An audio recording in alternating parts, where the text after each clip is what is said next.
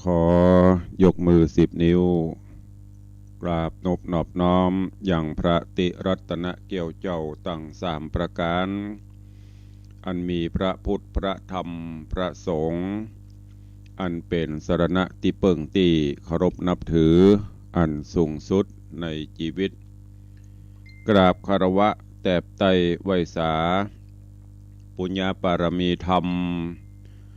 พระเดชพระคุณหลวงปู่พระเทพโกศลที่ปรึกษาเจ้าคณะภาค7เจ้าอาวาสวัดศรีโสดาพระอารามหลวงพระเดชพระคุณหลวงป่อตันเจ้าคุณพระเทพปริยัติเจ้าคณะจังหวัดเชียงใหม่เจ้าอาวาสวัด7 ยอดพระอารามหลวงตลอดจนพระมหาเถรานุเถระเจ้าคณะพระสังฆาธิการภิกขุสงฆ์สามเณรจุตนจุองค์โดยความเคารพขอเจริญสุขเจริญปอนปออกไม่ออกศรัทธานาบุญติ่นจองห้องวัดจุหนุ่มเท่าใจยิงก็ขอน้อมต้อนรับทุกท่านเข้าสู่รายการมรดกธรรมกำเมืองต่างสถานีวิทยุกระจายเสียงพระพุทธศาสนาแห่งชาติและสังคมคลื่นเพื่อการศึกษาพระพุทธศาสนาและวัฒนธรรมส่งสัญญาณกระจายเสียงจากสถานีวิทยุวัดฝ่ายหินตำบลสุเทพอำเภอเมืองจังหวัดเชียงใหม่สถานีวิทยุ CM77 วิทยุอินเทอร์เน็ตล้านนาสถานีวิทยุพระพุทธศาสนาวัดหนองกายตำบลสันปะยางอำเภอแม่แตงจังหวัดเชียงใหม่สถานีวิทยุพระพุทธศาสนาจังหวัดเชียงรายและสถานีวิทยุพระพุทธศาสนาและจริยธรรมคลื่น FM 96.0 เมกะเฮิรตซ์วัดพระธาตุเจ้าดอยสุเทพตลอดจนวิทยุชุมชนเสียงตามสายห่อกระจายข่าวตามวัดตามวาตามหมู่บ้านต่างๆพร้อมกันนี้ก็ขอถวายความเคารพและเจริญปอนต้อนรับครูบาอาจารย์ท่านเจ้าสาธุชนญาติโยมที่ได้เข้ามาติดตามรับชมรับฟังทาง Facebook ไลฟ์สถานีมรดกธรรมวัดวังสิงห์คำตลอดจนทาง Facebook ไลฟ์ของวัดฝ่ายหิน Facebook ไลฟ์ของ104ธรรมะคลายเครียดและต่าง YouTube ตลอดจน Facebook ไลฟ์ที่ครูบาอาจารย์ท่านเจ้าและสาธุชนญาติโยมได้เข้ามาแล้วก็ปากันกดแชร์บุญ1แชร์1บุญโดยการแชร์เสียงธรรมสู่ญาติธรรมในกลุ่มเพื่อนๆในต่าง Facebook ของทุกท่านตัวเองต้องขอกราบขอบพระคุณท่านผู้อำนวยการสถานีทุกสถานีกราบขอบพระคุณครูบาอาจารย์ท่านเจ้าและอนุโมทนากับญาติโยมที่ได้ติดตามรับชมและรับฟังเสียงธรรมะแบบปืนบ้านละนาที่ดำเนินรายการโดยกล่าวกับผมอาตมภาพพระครูวิสิทธิ์ศรีลาภรณ์เจ้าคณะตำบลป่าแดดเจ้าอาวาสวัดวังสิงห์คำตำบลป่าแดดอำเภอเมืองจังหวัดเชียงใหม่หรือที่ญาติโยมตั้งฉายาห้องขานกันว่าตุลุงในวังปะกันเป็นประจำตั้งแต่เวลานี้เป็นต้นไป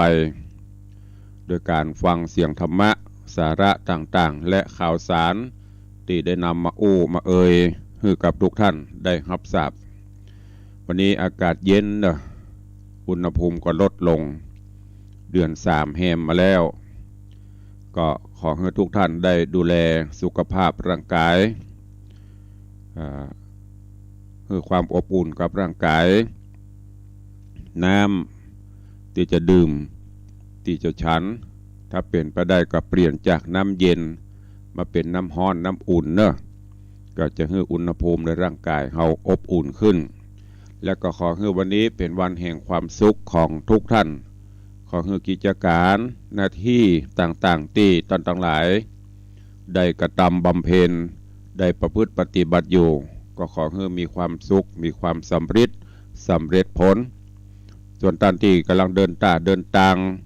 ไปในสถานที่ต่างๆก็ขอให้ถึงจุดหมายปลายทางโดยสวัสดิภาพก่อนที่จะได้ฟังน้ำฟังธรรมก็ขอตักตายครูบาอาจารย์และญาติโยมทุกท่านที่ได้เข้ามาชมมาฟังกันต่าง Facebook ไลฟ์กันก่อนเนาะกราบถวายการต้อนรับท่านเจ้าพระครูสิริวชิโรภาสท่านเจ้าอาวาสวัดป่าม่วงสันป่าฝ้ายนิคมอุตสาหกรรมละปูนแต่ว่าก็มีโอกาสได้พบปะกันได้ฉันเข้าได้อุจากันที่วัดสปูงก็วันนี้ก็ได้มาฟังน้ำฟังธรรมก็ขอน้อมถวายการต้อนรับตัวเองเจริญปอนปินานจรันปิยจันทร์แห่งดอยซิวเนอะ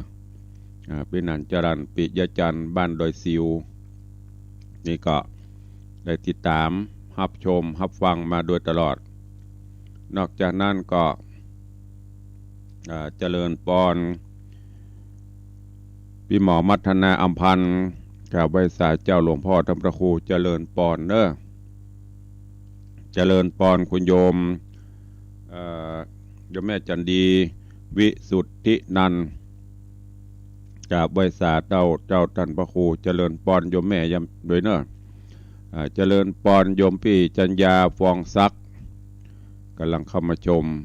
คุณโยมบาลีอินทกูลกับไวสาเจ้าเจริญปอนเนอะก็ขอน้อมกราบถวายการต้อนรับท่านเจ้าอาจารย์พระครูสถิตเจติยรักษ์ท่านเจ้าคณะตำบลแม่แฝกเจ้าอาวาสวัดเจดีแม่ครัวตื่นเจ้าละนอนอาจารย์เนาะ มันเกยลุกจำเป็นต้องลุกจะได้นอนหงใหม่จะอุ่นจะได้มันก็ถึงได้ลุกมาเยอะเนาะก็เขาเป็นกำลังใจหันเปิ้นกำลังพิ้วกวาดเตรียมสถานที่จะปฏิบัติธรรมในการส่งท้ายปีเก่าต้อนรับปีใหม่เป็นกำลังใจท่านอาจารย์ตัวเองเจริญปอนยายเพลินเปื้อนเกษตรกราบไวสาเจ้าเจริญปอนเนอร์นอกจากนั้นก็มีพี่นานบอกว่าพี่นานจรันบอกว่ากราบไวสาเจ้าตุลุงมีเจ้านี่หนาวขนาด ตามบ้านพี่นานครับพูดจะหนาวนี่หมอกอุ่นหมอกสบายตีสี่กึ่งตุลุงส่งน้ำพอมันย่ำไม่ใช่ส่งน้ำอุ่นนะน้ำเปิดใส่โอ่งว่าหั่นมันเย็นสบาย2-3 ก๊อกแรกบ่ได้นานมันจะหนาวก็ครูบาอาจารย์นักการวงการแพทย์เปิดถึงแนะนำอย่างที่ตุลุงได้เคยบอกไปหรอก่อนจะเข้าหาน้ำถูกมาเตอะเอาหดตีนเสียก่อนหดตีนหดแข้งหดขาขึ้นมากระเดียวมันปรับอุณหภูมิได้ตีกันกับปัตโต้หลอดตั้งแต่หัวแผลตีนเย็นสบายมันจะมีน้ำอุ่นอาบน้ำอุ่นบะโหมบะม่วนแล้วก็มีลุไปละเครื่องน้ำอุ่นซื้อจะเมื่อปี57ล่ะเดือนนี้ระดับละพอจะ10 ปีละไม่ใจแล้วมันม่วนเจริญปอน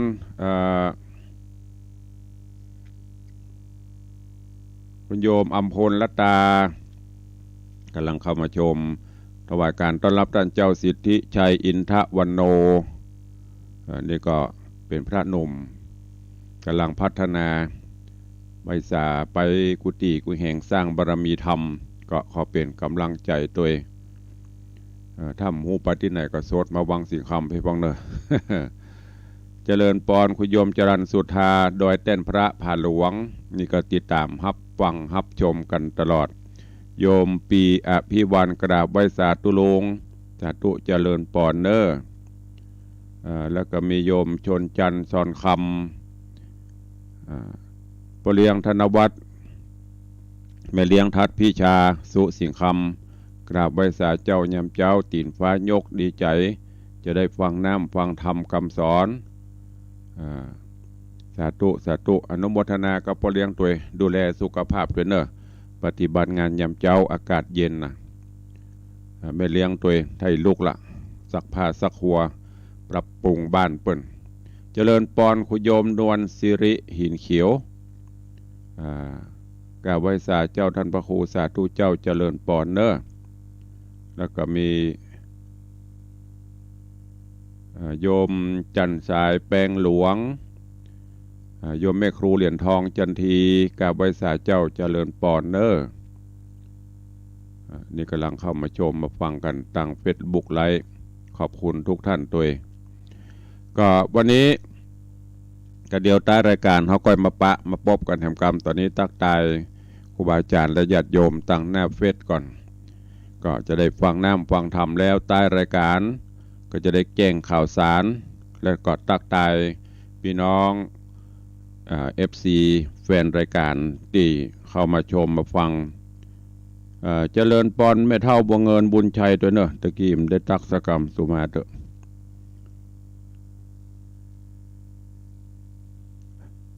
แล้วใต้รายการเขาก้อยมาอู้มาเอ่ยมาตักมาต่อกันต่อเรื่องราวของพระธรรมเทศนาเรื่องหูกฟ้าแมงคานที่ได้นำมาเทศนาก็มาถึงยังผูกทวนที่3ซึ่งในตอนที่ผูกที่3ตอนที่1ที่จบลงไปนั่นในตอนนี้ก็ป่อพญาเจ้าเมืองธรรมกิติกาก็จะได้ยกบ้านยกเมืองฮือกับลูกเบาคือแมงคานขึ้นเป็นผู้สืบบ้านแตนเมืองแล้วเปิ้นก็ปากันไปสู่ไปขอเอาลูกสาวของป่อเศรษฐีคือพรหมจารีเพื่อที่เอามาเป็นมเหสีฮือกับเจ้าหูกฟ้าแมงคานทว่ามาถึงตอนที่เปิ้นกำลังนำเอาพรหมจารีเข้าบ้านเข้าเมืองเรียบร้อยแต่งองค์ทรงเครื่องเพื่อที่จะยกขึ้นเป็นมเหสีถ้าเป็นบ้านเฮาเปิ้นก็ห้องราชาพิเศษอภิเษกสมรสมีดอกไม้ถูกเทียนต่างๆเครื่องสักการะบรรณาการตามฮีตตามหอยวัฒนธรรมประเพณีที่เปิ้นปฏิบัติกันมาวันนี้ก็มา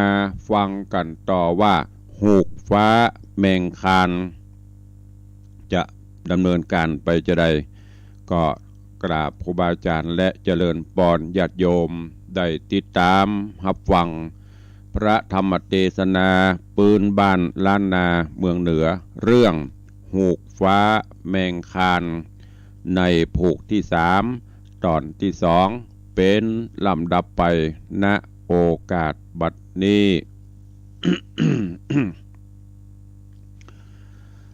นะโมตัสสะภะคะวะโตอะระหะโตสัมมาสัมพุทธัสสะ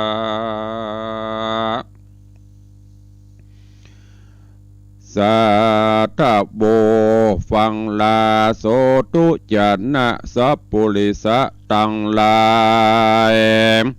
ตั้งหญิงและชายหนุ่มเฒ่าที่ได้ปะกันเรามาติดตามทอมทาดาฟังยังรัศธรรมเทศนาหูกฟ้าแมงคานลำดับกันมาเถิงย่างผูกทวนที่3เนื้อเจ้าขอเจิญสมณศรัทธามูลศรัทธาหนุ่มเท่าจุงปาการตั้งใจเล่าทาดาฟังต่อไปไปนานี้และนาสาพิยามนอนส่วนอันวาดนางพรหมจารีนอนเอา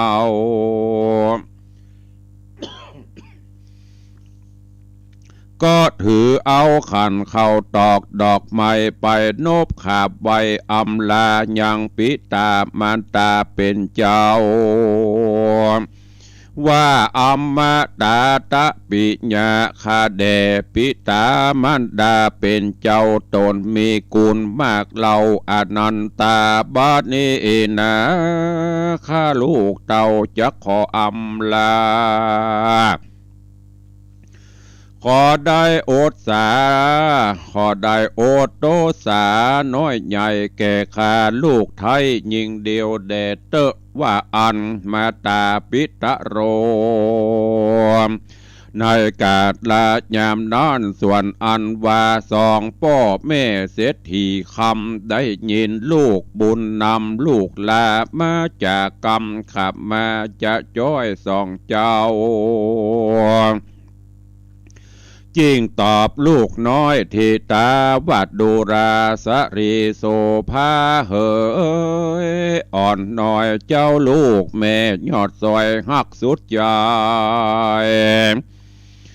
การอันจักไปอยู่กับพระราชาเจ้าต้นเป็นปิ่นเกลาในเมืองขอจะได้มีกรรมเครื่องสั่งสักหยาดขอจงมีความทุกข์วิลาศกเกษมใจขอสัพพะภัยใดอย่ามาปองขอ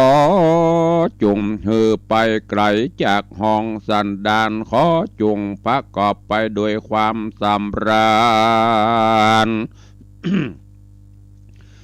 ยิ่งยอดฝูงสัพพะโตดหน่อยใหญ่หลอนลูกใดกระทำอันเป็นกายกรรมวจีกรรมมโนกรรมอันเป็นบาปหึกดำมนสา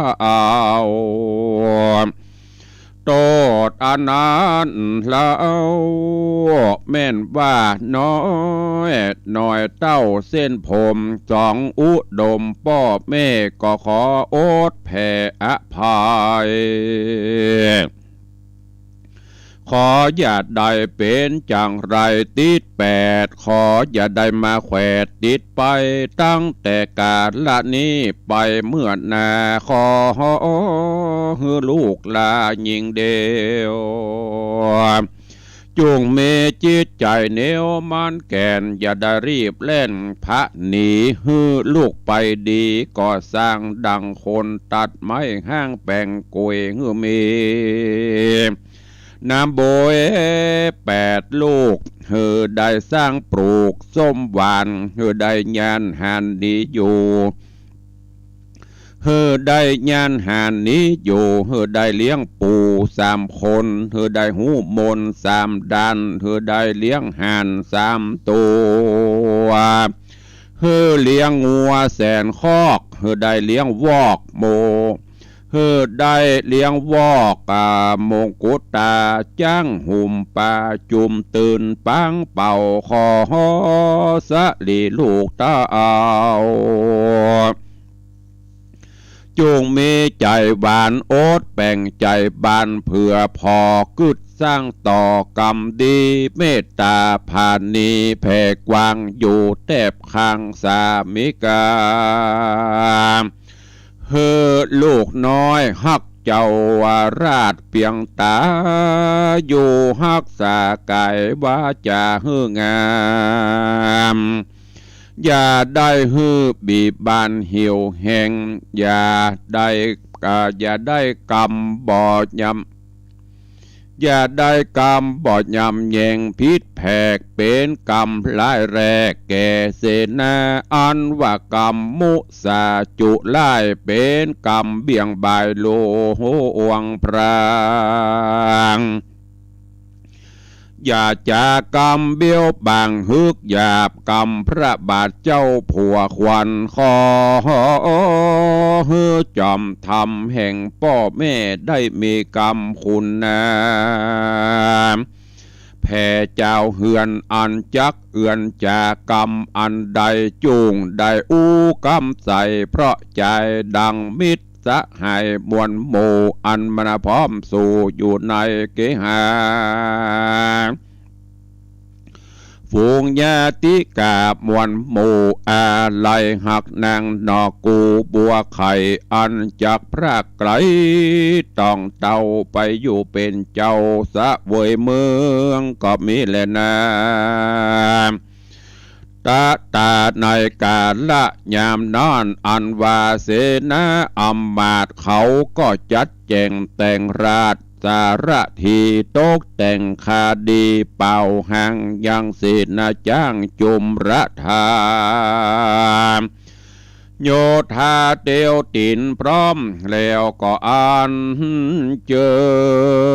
เฮินเอานางแก้วพรหมจารี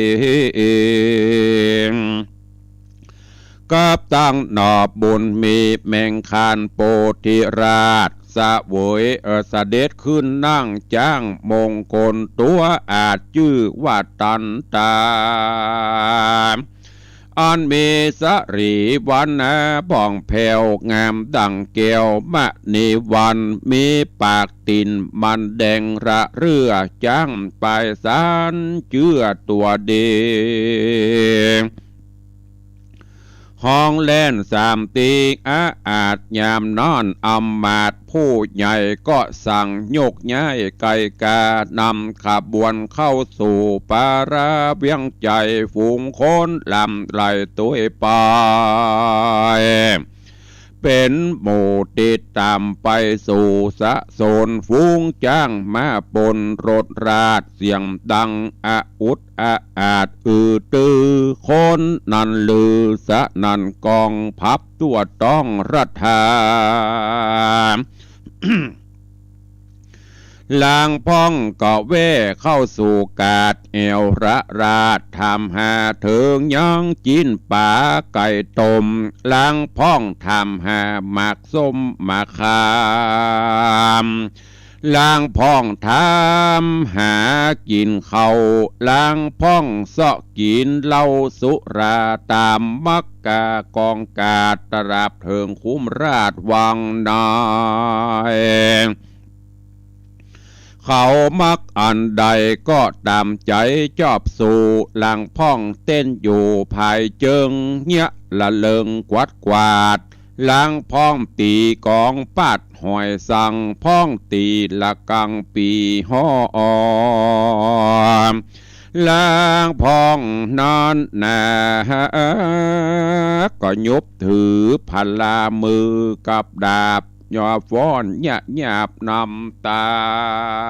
งเป็นมหาปางอ้อนใหญ่ฝูงริบนไพรประชาเสนาลายอำมาตย์มนที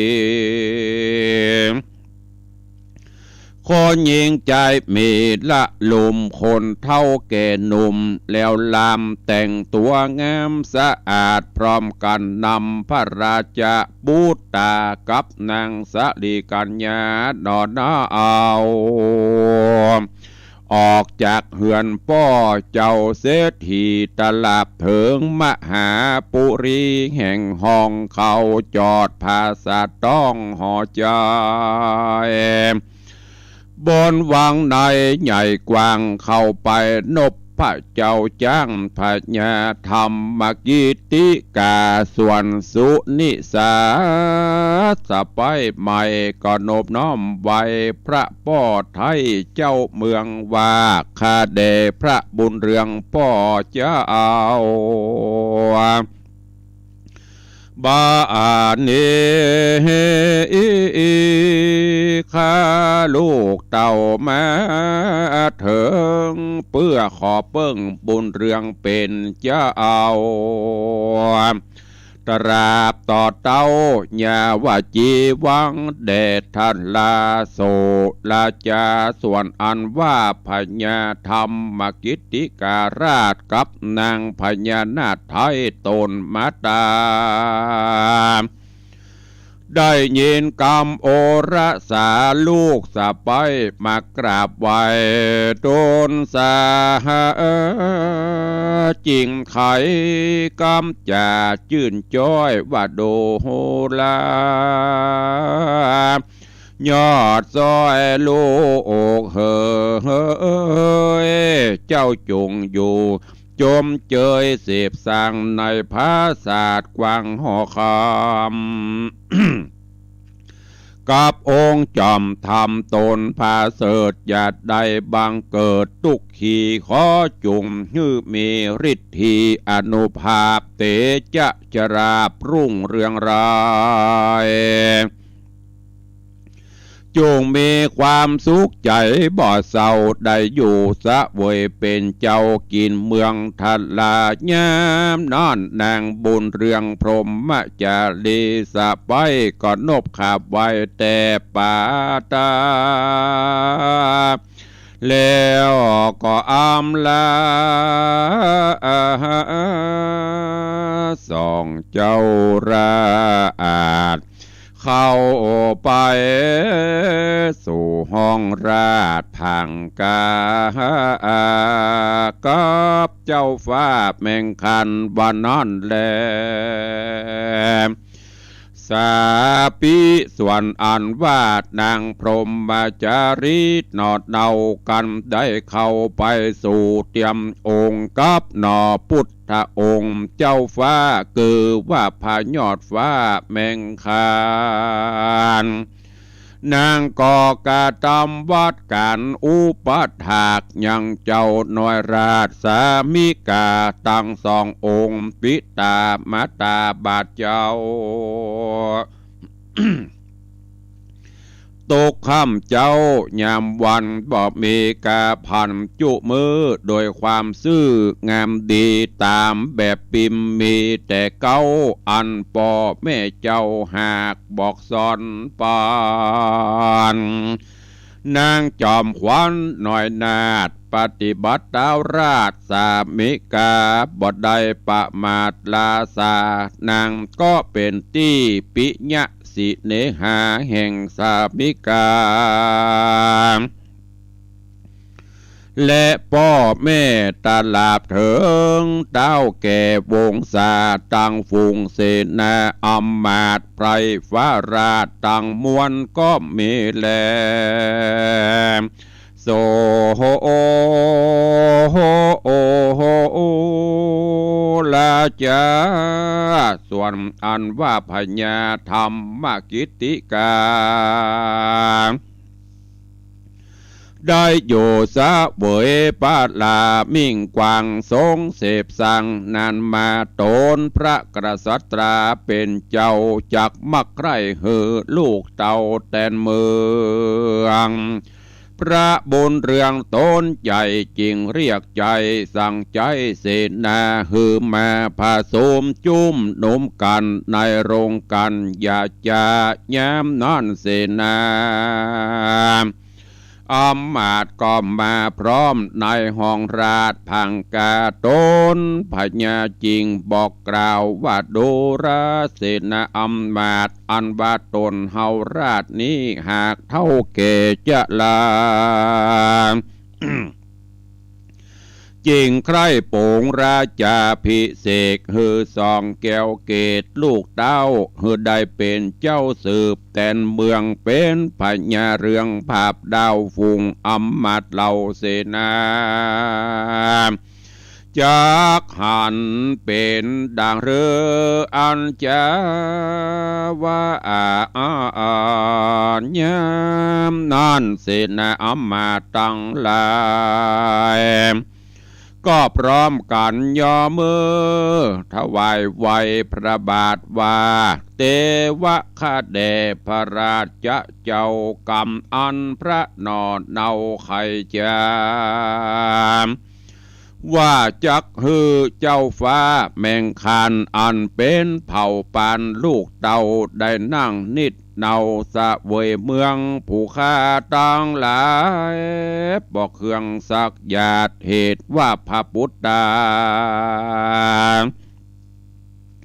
ทิราชแมงคานมีไวยาการขึ้นใหญ่พระนอดไทยมีวิชาจบทองหูจักกองวิชาเอกอ่าง อเนกตังสัตตาพิเศษจินนะลังการหูจักตรีสารอุปเตศจบแจงเจตปฏิสัมพิทาญาณ เหตุดังอันกรรมพระภูบาลเป็นเจ้าถูกแต่เล่ากองกวนผู้ฆ่าตั้งมวลหันจอบจุปการจะเลนาปุณณติวะปุณณติสาภาเขตในวันลุนรุ่งเจ้าเสนาเก้าตันใจจริงสั่งใจฮือคนไปตีกองใจสนันกองพับตัวห้องปาราเพื่อสัญญาหือหูข่าวยามนั้นหมู่เต้าอมัตเสนาจางมวลหมู่ก็ปากันไหลหลังลูเข้าเวียงเขาก็เรียงกันนบขาบไว้ยังพระบาทไทยกษัตรา มหาเศรษฐาผู้ใหญ่นบขาบไว้ทูลสาไข่ขี้ญาแต่เก้าว่าคาเดพระบาทเจ้าทะโรงธรรม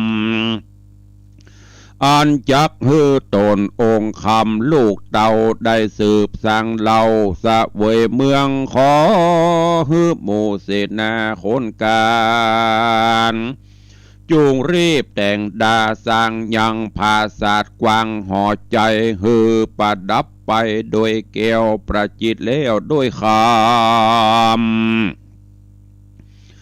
เฮืองามนานำปูนพอต้องดอกต่อเรียงกันแสงต่อตะวันเหลื่อมมะมาบฮือแป่งยังกาบดอกบัวคว่ำและบัวงาย เพื่อจักฮือสองบัวผายแมงคันเจ้าฟ้าสะเวยแหล่งลานักรายามนอนเสนาการเร่งหาวกระตำการตามเต้าสั่งเร็วไวเสนาตันใจโปกเป่าห้องเข้ามาอยู่ห้องพร้อมวัฒนากีอันเมฝีมือดีจบแกวนเขารีบเล่นสร้างแปลงปาการตกแต่งตำยำตกแต่งตำแยงแต่งห่างอย่างภาศาสกว้างห่อใจประดับไปด้วยใบใหญ่น้ำย้อยแขวนเด่งห้อยปริปุณณายาเมื่อสายลมปัดตองเสียงหิ่งกองปุ่นวอนคนตั้งหลายสอนหลอนกัดกั้งรีบตกแต่งหังนาดังเครื่องอลังกาตาเครื่องเต้ามีมากเหล่าหลายประการตั้งราชกกุฏพันธ์5 สิ่งเศรษฐสัตว์มิ่งมงคลมกุฎอันวิมลผ่องแผ้วตั้งดาบแก้วสารีกันใจเครื่องทะลงใสสะอาดปัดเวลารุ่งเรืองรายเพื่อจากโอสาลาจาพิเศษยังพระบัวไข่แมงคันเจ้าฟ้ากับนางนอดลาพรหมจารีได้เป็นเจ้าปุรียศมากยามนั้นหมู่อมาตย์วัฒกีตกแต่งการวิธีเมียนแล้วอำมาตย์แก้วตันใจก็รีบไปไหว้พญาเป็นเจ้ากำหนดเล่าพิธีการ นายเลิกบ่ายเบิกใส่สลีวันแยมดีมดปลอดอุตตมยอดมงคลฟุ้งเศษนาตั้งหลายจุผู้กอบมาพร้อมอยู่ในโรงมงคลแล้วก็อัญเชิญเจ้าแมงคานโพธิราชพร้อมโดยนางน้อยนาถพรหมจารีเข้าสู่พิธีราชาพิเศษคือเป็นเต้าเอกมงคลวานนอนและนา ยามนอนผาญาบุญเรื่องธรรมกิติกาตนเป็นปิตาป้อเจ้าก็ยกเอาน้ำเต้าหลังน้ำมัตตุลาหลังน้ำมุทลาสละสลงยังพระบุตาลูกเต้ากับนางนอดเนาสุนิสาฮือเป็นพญาสืบสร้างเป็นพระเจ้าจังนางสะเวยเมืองแตนพระบุญเรืองตนป้อก็มีบานานแลเนติตังขีญาสังวันนาวิเศษจาห้องเหตุธรรมเทศนาหูกฟ้าแมงคานผูกท่วนสามก็บังโกมสมเรศเดช ธรรมเทศนาหูกฟ้าแมงคานในผูกที่สามตอนที่สองจบลงไปซึ่งในตอนนี้ในบ้านในเมืองปราณสีป่อพญาธรรมิกราชก็ได้หลังจากที่ไปเจิญเอาพรหมจารีเข้าสู่บ้านสู่เมืองไปสู่ขอเข้าตามตรอกออกตามประตูเป็นที่เรียบร้อยพรหมจารีได้สั่งป่อสั่งลาป่อลาแม่ข้าทาสจะบริพารแล้วก็เข้าก่อนที่จะมาป่อแม่เปิ้นก็อบรมพร่ำสอนลูกไปอยู่บ้านเปิ้นอยู่บ้านท่านอย่านิ่งดูดายปั้นงัวปั้นควายให้ลูกเปิ้นเล่นไปอยู่บ้านเปิ้นไปเป็นสะใภ้บ้านเฮาก็คือไปเป็นลูกยิงก็คือปฏิบัติปัดปูป่อแม่ป่อผัวแม่ผัวเด้อปฏิบัติคือดีปฏิบัติผัวคือดีเพื่อที่จะได้อยู่ด้วยกันจนถือไม่เต้าหยอดทองกับบองหยอดเพชรมีอันอย่างก็คือปรึกษาหารือกันผัวเป็นไฟคือเมียเป็นน้ำไปเจ้ผัวเป็นไฟเมียเป็นขี้ฝอยก็เดี๋ยวก็ง่อนกาตาก็จะปั่มพ่อเพิ่นก็สอนเนี่ยอบรมลูกพรหมจารีก็น้อมนำเอาคำสอนของพ่อเอาไปประพฤติปฏิบัติพอไปถึงในวังในเมืองปราณสีเปิ้นก็ไปกราบป่อกราบแม่คือป่อพญาแม่พญาไปบ้านเปิ้นไปถึงที่ก็ต้องไปไหว้ไปสาอันเนี้ยอย่างที่ตุลุงได้เคยบอกครูบาอาจารย์ได้เคยเล่าไปบ้านเปิ้นเข้าตามตรอกออกตามประตูบัดเทือกบัดเจ้ไปมุดเข้าต่ำหูต่างๆอันนี้ใจบ่ได้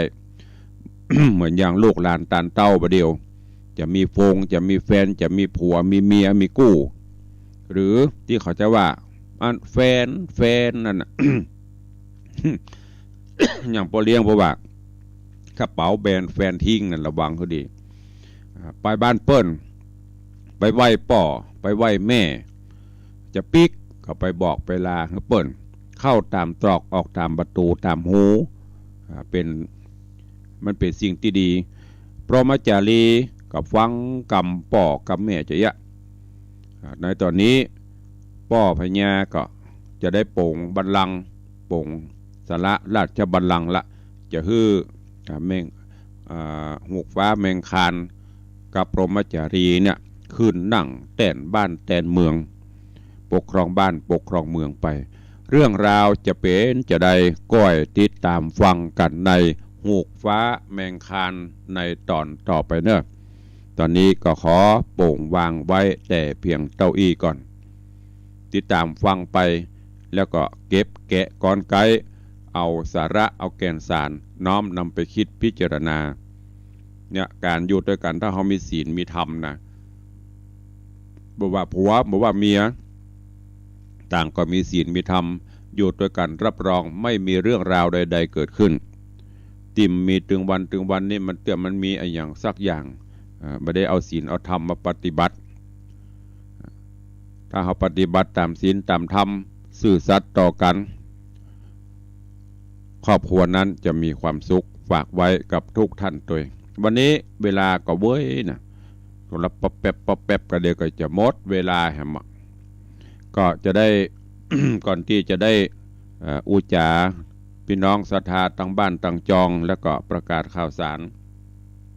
ก็ขอทักทายญาติโยมที่กำลังเข้ามาต่อจากตะกี้เนอะต่อจากแม่ครูเหรียญทองจันทีก็มีโยมเพชรโยมเพชรแล้วต่อหันอ่านบ่ได้แล้วเนอะอ่านบ่ได้บูละ อ่านได้กำแรกแล้วก็มีโยมแม่ละอองแก้วชุ่มใจน้อมกราบไหว้สาเจ้าตุลงสาธุถวายการต้อนรับตุปีสมพรทิตะโสพโนกราบไหว้สาครับท่านพระครูไหว้สาเหมือนกันเนอะโอ้อันนี้ก็พระหนุ่มไฟแรงเหมือนกันพัฒนาวัดตัวเองเดืออันเนี้ยเป็นห้องว่าตุเจ้ากล้วยไม้เป็นพระกล้วยไม้อย่างเป็นได้ตุลงอย่างที่เคยเล่าฟังบอกว่าจะเป็นคนบ้านบอกว่าจะเป็นไผ่บอกว่าเป็นตู้เจ้าพนาย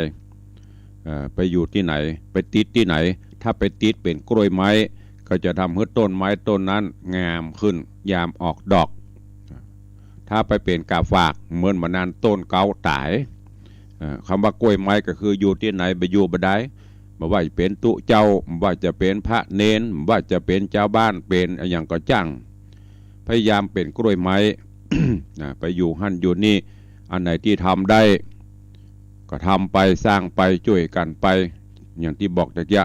แม้แต่พระมจารีเปิ้นก็สอนพ่อแม่สอนอยู่บ้านท่านอย่านิ่งดูได้นะช่วยการช่วยงานยุบหั่นกรรมนี้ถ้าไปอยู่ที่ไหนถ้าเป็นกาฝากนี่มันบ่ได้ไผบอกเขาได้สักคนเขามุยจดลงหมดแต่ตัวพี่สมพรนี่หันโอ้ก็เป็นพระหนุ่มนักพัฒนาแห่งรูปหนึ่งที่ควรที่จะช่วยกันส่งเสริมขอบคุณวันนี้ได้เข้ามาชมมาพอมาฟังตัวเองเปิ้นก็เตะทำเมืองเปิ้นว่าเป็นครูพักรักจำก็เตะน้ำเตะทำกับเมืองได้ดีก็ขออนุโมทนาตัวเองโยมแม่บัวเงินบุญชัยไม่เท่าFC รายงานตัว ฟังวิทยุทุกวันหนาวบะนาวหัวนมไม่เท่านอตะปุนเนาะตะเมริมแล้วก็มีโยมปี่จงรักมีงานกับนี้ดูตั้งแล้วเนอะจะไปสิงคโปร์ไม่ได้ก็บอกเนอะ แม่ปั่นก็สบายแล้วก็นี่กูเที่ยวมีไผอยู่ด้วยป้อนาน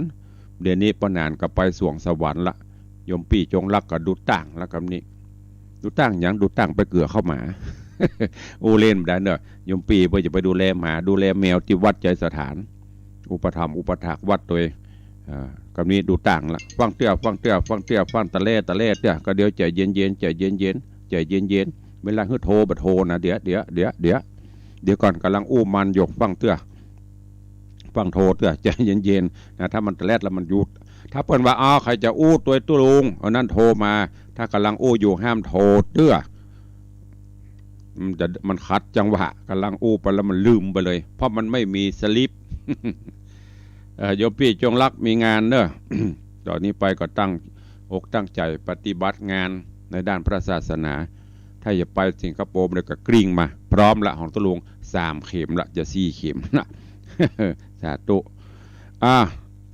ก่อนที่จะตักหน้าใหม่ก็ขออนุโมทนา ขอบคุณกับญาติโยมก่อนเนาะวันที่31เนอะคืนวันที่31แล้วก็วันที่1ตุลงได้แจ้งทุกวัน จะมีงานทำบุญสวดมนต์ข้ามปีเสริมสิริบารมีธรรมที่วัดตะวารายงานไปเรียบร้อยละเพราะว่าเปิ้นให้รายงานที่ไหนจะจัดกิจกรรมยังต้องรายงานเพราะประเดี๋ยวพี่โอไมคอนมาแหมะแต่ยังไม่เขาก็ลดลงละเปิ้นก็เริ่มคลายล็อกละกิจกรรมใดๆกิจกรรมต่างๆถ้าเกิน300 500ถ้า500ต้องรายงานจากวัด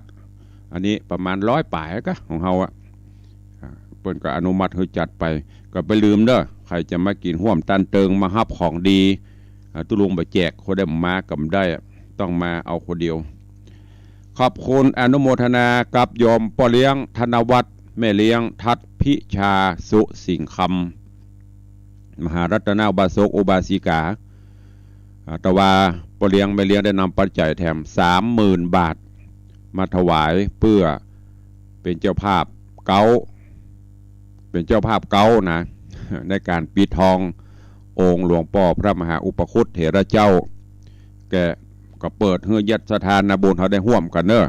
เหมือนอย่างที่เขาปิดทองหลวงพ่อตั้งใจปิดทองพระประธานนะใครจะห่วมในส่วนปิดทองแผ่นละ9 บาทปิดทององค์พระมหาอุปคุตเถระเจ้าพระประธานเขาปิดกันมาตลอดพระมหาอุปคุตเนี่ยมันเหมือนจะมีเปิ้นบอกว่าคนใดได้ทำนี้มีกินมีใช้ไม่หมดกินไม่หมดกินบ่เสี่ยงพอเปิ้นยกบาทกินตลอดอันเนี้ยเป็นพระมหาอุปคุตเนอะพ่อเลี้ยงได้ร่วมเป็นเจ้าภาพทั้งแปลงหอกระทำใหม่กำลังเริ่มเคลียร์พื้นที่ละในวันที่1นี้ทุกอย่างจะต้องจบพ่อเลี้ยงเป็นเจ้าภาพมาเมื่อกฐินละ100,000 บาทแล้วก็ตะวามาหอมปิดทองแหม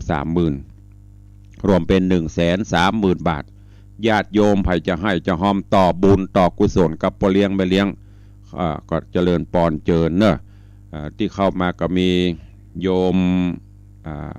อุปนอมอุ่นเรือนพร้อมครอบครัวก็ร่วมมาละ900 บาทแต่ว่านี่มีแม่แสงจันทร์ชัยทิพย์บ้านหนองจ้อมร่วมมาแหม100 บาทขอบคุณอนุโมทนาบุญตัวในส่วนของที่เขาจะทำบุญถวายทานต้นเงินต้นทองต้นเพชรนะวันที่1ก็ท่านผู้ใดจะร่วมทำบุญก็เข้ามา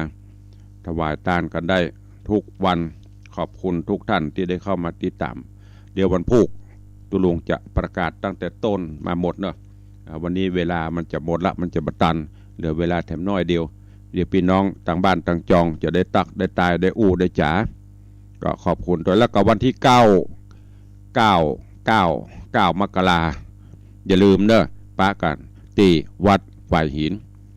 ตุลุงคงจะต้องไปยามบ่ายเวลาบ่ายเพราะว่ามาเจ้ามีศาสนกิจงานทำบุญสถานีทอดผ้าป่าบำรุงสถานีดังที่ได้เล่าได้อู้ให้ฟังมาตลอดเนอะวันที่9ทำบุญสถานีวัดฝ่ายหินก็ไปร่วมกันแล้วก็วันที่30ที่วัดพวกช้างท่านเจ้าตุปีพระครูประหลัดวิมลวัฒน์ฝากเชิญชวนไปร่วมงานด้วยกันพิธียกชัดเจดีย์แล้วก็ตานต้นเงินตานตุงเงินเนอะเชิญทุกท่านเหลือเวลาแถม5 นาทีเข้ามาได้เนอะเข้ามา0817836540กริ่งเข้ามาตะกี้ไผ่ตะแลดเข้ามากำเข้ามาได้ตอนนี้เปิดแล้วสายแรกเอาปอเลี้ยงเข้ามาเลยห้องเอาเดียมันจะมี4-5 สายเนี่ย ใครจะอู้ตัวเข้ามาเปิ้นคืออู้ล่ะเปิ้นห้องบ่มาละดักปิ้งงอนกะ0817836540ท่านสทนรินทร์คำพุทธก็เลยเข้ามาด้วยเข้ามาชมด้วยเจริญปอนเจริญปอนบริษัทเจ้าว่าจะได้เจ้าฟังอยู่เด้อนี่คือดอยสะเก็ดเจ้านึกว่าหอมกันทำนึกว่าหอมอันต้นเงินหอมกะอยู่ไปหอมคนเดียวแต่อี้จะได้เตรียมขนมเส้นไว้นะวันที่1มาเนอะสาธุเจ้าแล้วเนอะเจ้าแล้วเนอะบ่มาโดนไม่เซ่เนอะ